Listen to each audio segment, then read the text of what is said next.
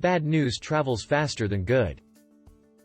The news of Juliet's death and burial reached Romeo in Mantua before the message sent by Friar Lawrence.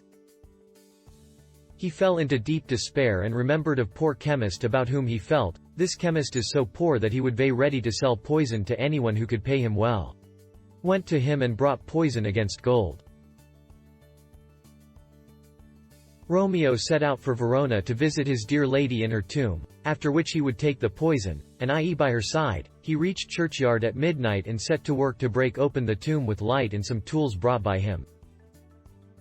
"Stop, evil Montague," a voice rang out sharply. It was Count Paris who had come to bring flowers and weep at Juliet's tomb. He recognized Romeo and felt had come there for some evil purpose. "Criminal!" he shouted and tried to seize him. Romeo drew his sword and struck him dead. By the light of his lantern, Romeo recognized Paris, the bridegroom chosen for Juliet by her father. He took Paris's hand in his. "Brother," he called him gently. The death of Julie, their common grief. He opened the tomb and placed Count Paris inside it. He looked long at his Juliet. Her cousin Tybalt lay at her side. He said the last farewell to his dear wife and gave her a last kiss. Then drank the poison and died instantly. Fair Lawrence Haw learned that his messenger had never reached Romeo, due to a road accident. The good old man himself, therefore, went to the churchyard at the time when he expected Juliet to wake. He was shocked to find Paris and Romeo lying dead there, and ran away out of fear that people would think that Friar was murderer. Juliet saw Romeo lying there, dead. She took up the poison bottle and intending to drink what was left. But none was left.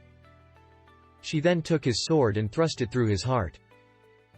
She fell dead over Romeo's body.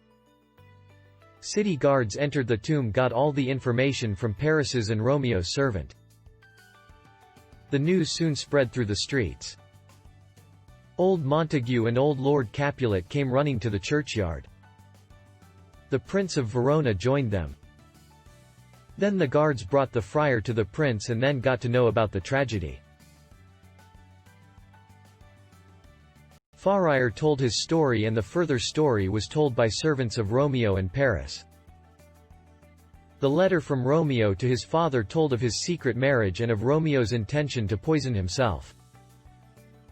When the prince heard the full story, he turned towards Lord Capulet and Montague and blamed them for their quarrel. The two old enemies were filled with remorse. They agreed to bury their quarrel in the grave of their children.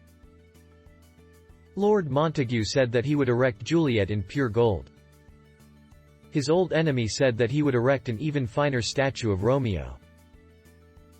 But their children had to die terrible deaths to bring this happy result.